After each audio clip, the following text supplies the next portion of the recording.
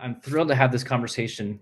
So Liz is a giant. She coaches leaders and teams in the nonprofit world, in the higher ed world, small business, franchisee world, really just helping leaders and teams get better. She's the wife of a really successful football coach, just an unbelievable family, unbelievable person who is making a difference in the world and who has worked at building a healthy mindset. So she's going to have some great stories to share, some great tips to share. Welcome to the Monday Mindset. Liz Hehman, how are we doing? Great. Thank you. Thanks for that generous introduction, Kevin.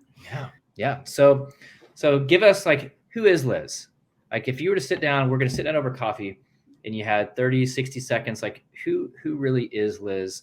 What are you doing? How'd you get to where you are? Who is Liz Hehman? Yeah. Isn't that a great question? And as I get older, the answer gets a little longer, but we'll give you a short version. Let's see. I am a wife and mom, like you mentioned, got two great boys, 15 and 13. I love working with other leaders, and so got involved with Giant as a guide.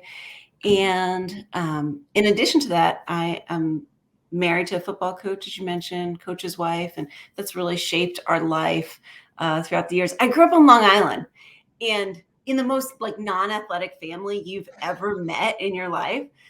So it's just kind of ironic where I am now, living in the Midwest with this extended family of 120 football players, and going into our 22nd season, I want to say, as a married couple, riding this ride. And so all of that just shapes me in unique ways. But I'm just Liz. Yeah, I love it. It's funny. My wife she grew up around sports, but she does not care a single bit about sports. Loves, going and cheering our boys on. But most of my work being in sports and our boys loving it. They're all, Mom, did you see Mom? Who is? She's like, guys, why are we having this conversation? You're asking the wrong person. Go ask your dad. I don't know. And I don't care. I'm here to cheer you on. Other than that, don't really care about sports. So she can feel your pain a little bit. So let's talk about, this idea of mindset. And so you work with leaders, you work with teams, but when did you realize that mindset was a thing, that it actually mattered? It, so much of life, I think it just kind of evolved. And I think there have been, those hard lessons along the way that you're going, oh, I wish I handled that different. And maybe I'm going to have a new mindset now. I think there's divine moments. I'm a person of faith. I think there have been these divine moments that have taught me, oh, you really have to think about this this way or that way. So it's evolved over time, but also as my self-awareness has grown over time, I think you start to be more intentional about yourself. You be more intentional about leading yourself and forming that mindset. So it has grown in proportion to my personal growth. Yeah. And I love, you said the phrase that's familiar to giants that we talk about often, but learning to lead yourself. Mm-hmm. And with mindset, that's a critical piece of it, right? Is recognizing you need a new mindset and leading yourself into that space. So how have you learned to lead yourself in that way? And how have you worked to develop a healthy mindset? Yeah. There's so many ways, right? That's every day.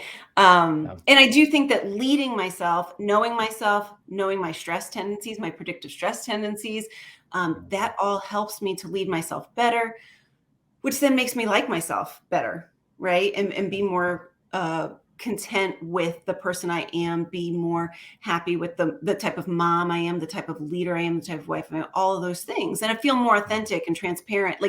Transparency feels okay when you're living authentically like that. Yeah. And so really using insights, giant tools, all these different things to learn more about myself, personality insights, to learn more about myself has been so important in that process of leading myself. I think one really specific mindset that comes to mind as we're talking about this, that you're saying, how have you chosen to set that mindset, is owning my decisions. And it's not something I did early on. I kind of let life happen to me. But setting the mindset of owning my choices for better or for worse has been huge. especially in a life where you move around quite a bit.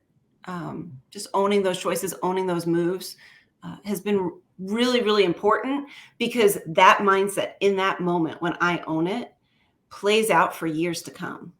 I go back to that decision over and over and over again. So I'd say that's a specific example of setting that healthy mindset. Yeah. And I just love that. Like, spoken like a true guardian. Just own it.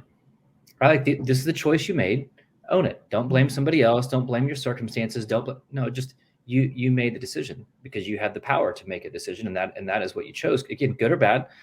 And there's such power in that, because there's one individually, right? Like, you're just taking ownership and realize the old cliche phrase, control what you can control, which is, that's what it is, right? It's cliche, but it's because it's powerful and it works. But two, the example that sets to other people. Like, no, this is what it looks like. So with your husband, with your kids, with leaders that you're working with, it's like, no, I take ownership. This is what it looks like. I expect you to take ownership, and this is what it looks like. To be able to multiply that into people, I think, is really powerful. And not transferring things to them that shouldn't be transferred to them. I think when I don't own a decision, if I'm being honest, there are so many times that I give up headspace to negativity. I give up heart space to bitterness, right? I start doing BCD. I start blame, complain, and defend myself, right? And why I did something that I probably shouldn't have done, and it's your fault, because I'm not owning my choices or owning the fact that, especially in coaching, this is a partnership. This is a partnership, and some of the big life decisions we've made them together. But then I can't say, hey, you dragged me here, or this isn't what I signed up for. No, I signed up for this, and I own it. Yeah, I love it. Which goes back to, there's a phrase you said in your answer earlier of, like, that actually helps you like yourself. Like, when you own your decisions and own your stress behaviors and are honest with those things, you get to a place where you like yourself, which I think is really, really important. So I think there's probably a lot of us that we don't like ourselves. We don't like what we see when we look in the mirror, and not just physically, but like our attitude, our mindset. And to get to a place where, like, no, I'm content with who I am. Doesn't mean I'm settling. That doesn't mean I'm done growing. But, like, I like who I am. I'm confident in who I am. And it comes from taking ownership of who you are and the things that you do. So I love that. Can I add one more thing to that there? Yeah, please do. And that's just that, we don't always make the right choice. Even when we own it, we don't always make the right choice. But if we've owned it, now we own the next step. Now we own where are we going to go from here, rather than, again, falling into that habit of blaming, complaining, defending ourselves with other people. And so it doesn't mean I make the perfect choice because I own it every time. It means that I've made this choice. What's the next one that's going to happen? Yeah. That's right. And it's that ultimate control piece of owning it. It's like, it's so easy to not, right? To blame somebody else, to complain about somebody else, to put it on somebody else. But when you don't take ownership, you're giving someone else control over your life, over your attitude, over your decisions, over your actions. And that, not only those decisions in the moment, but anything to fix them. Because if I don't own that I made the wrong decision, well, that means somebody else did, and they have to fix it, not me. Absolutely. So it absolves you from ever having to do the work. Well, that's a really convenient way to live and to never get better. Right. And to never build influence, to never move forward. It's like, well, they should, and you're always waiting for somebody else. Taking ownership is like, no, I'm going to take action today. Again, may make the wrong choice, right? We're all trying to figure this thing of life out. So perfection is never the goal, but when you own it, and just your credibility that goes up, it's like, man, you know what? Like, Liz made the wrong call, but she's owning it. And she's owning the next decision as well. It's like, that's a leader people can trust, that people want to follow, because we don't, nobody, I shouldn't say nobody, most people don't expect leaders to be perfect. Some people do, but most of us don't expect our leaders to be perfect. We expect them to be honest. We expect them to move us forward, to help us get better. And when we see our leaders make the wrong decision and own it, we're like, all right, I can follow that person. But if they double down on it and continue to make more wrong decisions, and like the pride sets in, it's like, that's not someone I want to be around. Again, I don't want a leader who's perfect, because if they're perfect, I can't connect with that, right? I can't relate to that. But if they're humans, like, okay, they can, which gives your teams permission. Like, hey, you guys are going to screw up all day long. Great, that's part of the process of getting better. But own it like I do, right? You're not going to be penalized. You'll be penalized for covering it up, for hiding from it, for blaming others, never for owning it and moving forward. Absolutely. I find inspiration actually when I see leaders who are transparent enough to share their mistakes, Yeah. because it makes leadership more accessible to me. I'm going, oh, they're not perfect. They shared their mistakes. They learned from them. I don't have to be perfect to do this thing. And it's Yeah. really inspiring sometimes. That's right. That's right. I love it. Because leadership, right? It's not for the elite. It's for the people who choose to just show up. Right? Yeah. It's accessible to everyone if we just choose to be there. Let's talk about adversity a little bit. You guys, I'm sure, face a lot of adversity in life, as most people do. Life tends to throw things our way.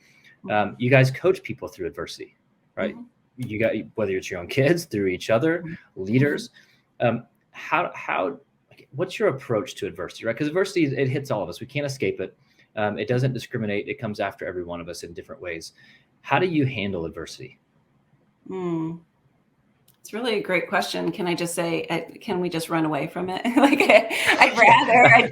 That is an option. Absolutely. Run away, shut it out, you know, but unfortunately that's not realistic. And yeah, adversity faces all of us, no matter what life looks like on social media or any place else, right? So I think I mentioned before predictive stress tendencies, and in knowing myself and leading myself. I think that's really been huge for me, is understanding what my personality innately does under stress. That's been huge, because when I start to see those behaviors pop up, before I knew what they were, I just thought I was a terrible person. I thought I'm completely out of control. I don't know why this is happening. Life's falling apart. I'm falling apart. Right now, I see them for what they are. Oh, ding, ding, ding. That's my stress behavior coming out. And it actually acts as a caution flag for me. Hey, slow down. Something's happening here. You're entering moderate stress. You're entering extreme stress, whatever it is. You maybe need to pay attention to what's happening. And so I start to see my behavior as warning signs, caution flags that indicate that I need to go back, slow down, maybe pull back from the thing, depending on what the adversity is. Maybe I have to pull back from the things that I'm knee deep in, headlong in, and say, whoa, something else is the priority right now. So that has been huge for me personally, knowing myself again, so that I can lead myself, and understanding those predictive stress behaviors has been really big in knowing myself. Also knowing what I value and how I approach things, knowing that I'm always going to try to find a systematic, logical solution, that I'm going to build on the information that I currently have, not dream up something crazy. I live with 3 F's, okay, 3 feelers, and I am a T. Yep. I'm a thinker. That doesn't mean I don't have emotions. It doesn't mean I don't stress. I don't worry. It doesn't mean I don't experience any of those things. In fact, when I do experience them, I might experience them with greater anxiety because they're not comfortable for me than the people that I live with. And so I used to ride that roller coaster a lot. Okay. So, because sometimes the adversity is about me. Sometimes the adversity is about my kids or my husband or the team or something that a specific player is going through. Right. And you're feeling the weight of it, the emotion of the hard thing that they are going through. And I think earlier on, I used to ride the roller coaster of that a lot and try to feel the emotions, feel all the things, go on the ride, because that's how I thought I could be really a good leader, that I could be the best servant, that I could be the most empathetic. But in more recent years, I've had to detach from that. I've had to step back and be present with them in it, but not necessarily have to take on the full weight of all of it, knowing how much that drains me. Okay. So, all the cool moms ride the roller coasters, right? And I think here's we're going to talk about owning it. I had to come to the point where I said, you know what? I just might be the mom who stands on the side and holds all the backpacks and all the sweatshirts and everything, and lets everybody else ride the roller coaster and cheers them on and takes pictures and waits there. And when they come back, says, hey, was that fun? How are you feeling? Because if I ride the roller coaster, when I get off, I'm going to be too sick to walk straight, and I can't be there for my people. Okay. So in an emotional way, when it comes to adversity, if I ride it really hard and I think that I need to do that, I'm going to be so drained that I'm not going to last very long. But if I'm present with people in it, but go ahead and be a little emotionally detached. It's not actually happening to me, whatever it is. Then I'll last longer and I'll be able to be a greater support. So again, that's another example of knowing myself to lead myself so that I can lead other people well, and I can endure the adversity that either I or them are going through and need support with. Yeah, but that was really good, because I think empathy is a buzzword. You gotta be empathetic. Well, you being like feeling what they feel lowers your capacity to lead well. Right? It's like that's going to impact your ability to serve and be who you actually need to be. So to be able to detach, like there's empathy to a point, there's compassion, there's understanding, but like if to really take their weight, you're not going to be who they need you to be. You're not going to be who you need you to be. I love the idea of a roller coaster. Like you ride that roller coaster, you get off, you're sick and wobbly, and you can't lead well, you can't serve well. So I think that was a really interesting point. And I want to talk about, didn't prep you for this one, so sorry, but a coach's wife, and similar. So it's kind of similar point here. So your coach's wife, who also coaches leaders. And so part of that is a coach has the ups and downs, the emotional roller coaster, right? They live and die by wins and losses, even if they try not to live and die by wins and losses. Even if they see the bigger picture, like they're still competitors, and those wins and losses eat at them. And so part of your role is to serve Eric in his mindset, right? To coach him in his mindset when he's riding the roller coaster. Same way you do with leaders that you're serving and working with and coaching in the business world. Like you're having to, they're riding the roller coaster of how that month went, how the quarter went, how sales are going, how they're performing, how their teams are performing. So same thing. But how do you coach leaders? How do you listen to them? Hear what they're saying, acknowledge, right, the crazy and the good that's going on in their world, and the difficult and the loss, but help them have the right mindset and the right perspective in the moment so that they can be the leader that they actually need to be. Because for leaders, obviously, if they're riding the roller coaster, like they're not going to make the right decisions. They can't really be trusted in those moments. Not that they have bad character, but we just can't trust who they are because like they're so inconsistent. So how do you coach that mental consistency with leaders?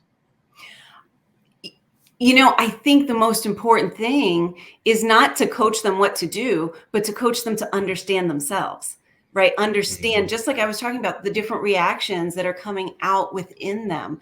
Understand, are they a feeler? And they just got to feel all the things they feel. And come Monday morning, they're going to be ready to hit it again, right? Is it that they're very present oriented? And when they look into the future and they are not sure what the end goal is, because they're just building kind of stair-stepped, right? They feel inferior. They feel like I should be this visionary person and I'm not. And they're struggling with that. Perhaps they are future oriented and they have this big vision, but they don't know the path to get there. They don't know the details. And that's starting to make them feel vulnerable. And maybe there's a little self-preservation coming up there. Coaches, leaders, whether in the athletic realm or outside the athletic realm, we need to know ourselves. And so my approach is not to meet leaders and tell them what to do. My approach is to meet leaders and unlock the genius within, right? Help them to understand and just get in touch with who they actually are and how they respond to highs, lows, all that stuff, and how they operate, how they solve problems, how they plan for the future.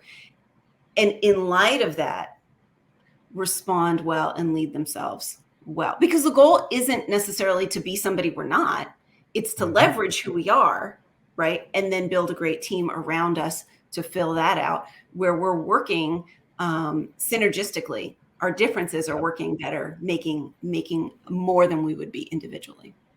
Yeah, I love that. And for anyone listening, I think what you're hearing is the value of a coach. Like, not to say a football coach, but to have a coach in your life who helps you, who listens to you, who understands you, who will unlock your genius to help you be the best version of you. I think so many of us, like, do I need a coach? Like, it doesn't make CEOs get coaches or like, no, I think everyone should have a coach in their life, someone who understands them, who has the tools and resources and experience and wisdom and character to call people up. Right. To say, hey, you're not bad, but this isn't the best you. You can do this better. You can be better. There's so much more in you than the way that you're currently operating. So I love love how you speak into people to do that. And part of it too, I know, is working with coaches' wives. I think is a really interesting thing, because there's a lot that goes with being a coach's wife, right? It's Mhm. like I said, you don't just have your family, you have Mhm. a family of 115 kids, and whatever, Mhm. for other people listening, your spouse may coach smaller teams, but your family is much bigger than just your family, and you are dealing with the highs and lows and the moves and everything that goes with it. When a player on a team has an issue, you have an issue, right? It's like Mhm. you're leading these kids. Mhm. Talk about some of the work that you are doing with coaches' wives and kind of what spurred that on. Mm. I think I have just personally grown so much in my role as a coach's wife, right? Mm-hmm. And I'll get to that, but that might not all be visible. Okay. But Yeah. personally, I've grown so much by knowing myself and leading myself better. I have more peace at home with the way my family operates, right? When Kevin, when you and I go into work with teams, we talk about maximizing high performance in teams, right? Yeah. And there's 5 metrics: communication, relationship, alignment, execution, and capacity. But that's so true for our home team too, right? Absolutely. We need this great, here it is, thanks for, communication and relationships are foundational. And so if I can get that right at the home team, then we're better out there on the field together as a family, and as a family supporting the whole team. So I just have learned so much about myself over the past decade or so that has helped me to live this life, to endure through the coaching carousel, through crisis, through wins, through excitement, through celebration, through staff turnover, through all those different things. That in a conversation recently, we said, what if other coaches' wives could access this? Depending Mm-hmm. on where you're coaching at, the level of program you're coaching at, you might be feeling like you're drowning because you've got Mm-hmm. to work yourself, and you maybe have family, kids at home, maybe parents that are dependent on you, aging parents that are dependent on you, whatever it is. And then your husband or spouse has this job that's kind of unpredictable, the hours are Mm-hmm. not regular, all those type of things. How do you lead yourself and your family and in your place of influence, right? Well, there. But on the other hand, you might be at a much higher level where you don't maybe need to work outside of the home, and you desire to do some charity work, publicity work with your spouse, and you're doing all these different things, but maybe you're struggling with the inhibitions that come along with being upfront. Maybe Mm-hmm. you're not sure what your role is there. Maybe you're not sure how to gain clarity on what your role should be. And that's all part of coaching. We do coaching groups for various affinity circles, right? Mm-hmm. Whether it's emerging leaders or individuals in higher ed, or franchisee store manager. Like we've got affinity groups. Why not coaches' wives? Because their life naturally has a lot of challenge. They need some Mm-hmm. support. So we're doing that to create a space to give that support, to learn more about yourself, to lead yourself well, and lead well in all your circles of influence. Yeah, I love it. I think the idea of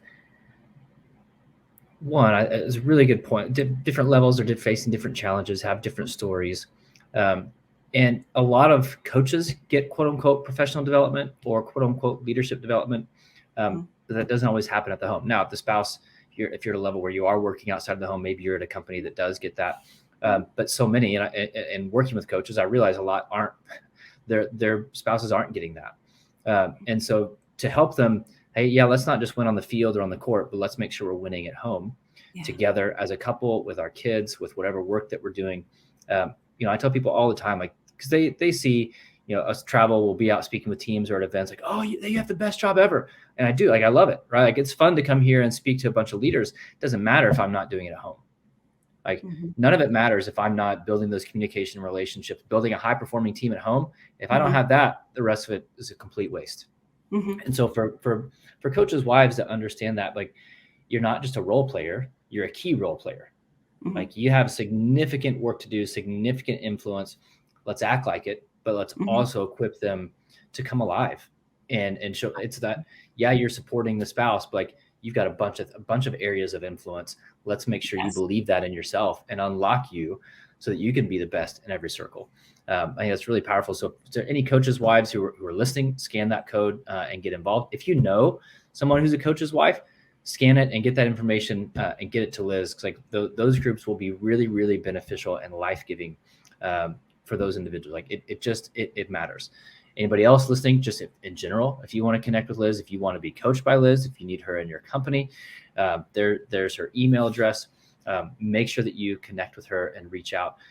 She will make you better. Like I had a conversation recently with, I shared it this morning in a keynote, like a leader's job isn't to make you feel good, isn't to be nice, isn't to make you comfortable, isn't to make your life easy, isn't to remove obstacles. Now, a leader's job isn't to be an obstacle or put obstacles in your path or make your life more difficult.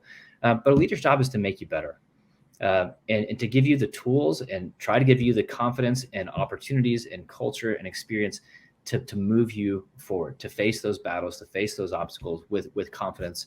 And I know that that's what you do for people. It's just fun hearing the impact that you're having, not just on coaches' wives, but on leaders and businesses and teams, raising their performance mentally and as individuals, but also as teams. So thank you for joining us. Thanks for hanging out on the Monday Mindset. Thanks for your wisdom. I love, as the connector, I love talking to guardians. I wouldn't have said that 7 years ago, but I do now, like, because there's such a different way of thinking that's so direct and logical. Oh, that's actually so refreshing to just a different perspective. So I love the way that you think and the way that you speak into people. Tracy, do we have any questions coming in? Yeah, so you may not want to share, and maybe this is why you've not said it, but some people ask, who is your husband? What team does he coach for? Did you mention it and I missed it or they missed it? No, we haven't mentioned it. Right now we are at Olivet Nazarene University. Shout out to the Tigers. Whoop, whoop. Yeah. And we are in Central Illinois, we'll say. Okay. Just south of Chicago. And they are good. Like, oh, okay, yeah. So I don't know sports well, so sorry about that. But great, that's really cool. So I have a lot of questions just personally for me, but I'll get to the ones, the other one that came in. But how involved are you with the players? Like, do you feel like you're the mama and that you just kind of take them under your wing, or how do you do that? Tracy, I'm so glad you asked this question. I really am, because I am a firm believer that it changes with different seasons of your life, right? We were so blessed to start out our career under a really great family. And I definitely did the imitate before innovate thing, right? So I just kind of did it the way they did it. Families fully involved. We're at every game. Even when I started having kids, my babies, I took them on the road 9 hours for the weekend. Sure. Why not? It's great. And we were just kind of all in. But then as your kids grow and they start to get into school and stuff, you realize, oh, wait, maybe I can't put them on the road for 9-10 hours on a weekend and get them back to school and have everybody. So it changes, your level of involvement changes based on, what the people at home need, what the program offers. Sometimes you might be at a program where you got to fill in a lot of gaps. You have to put together the recruiting events. You have to, they need that mom touch or whatever it is. Other times you're at a program that doesn't need that. It's kind of all professionally done or whatever. So it really depends on where you are personally, what you have to give, what's your capacity.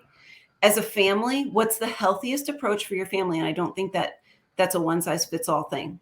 There are some great supportive coaches' wives that can't make it to many of the games, right? And they're doing what they can to take care of what the family needs so that dad can be at the games, okay? Then there's other coaches' wives that make it to everything. So it just all depends on where you are at, the season you're in, the season your family's in the program you're at, and what the needs are there and how they match up with your capacity and your giftedness. So it's changed all over, all the time. We do try to have players over as often as possible for dinner. So last week we were serving Italian beef to, 16, 17 receivers and watching the basketball games together. So yeah.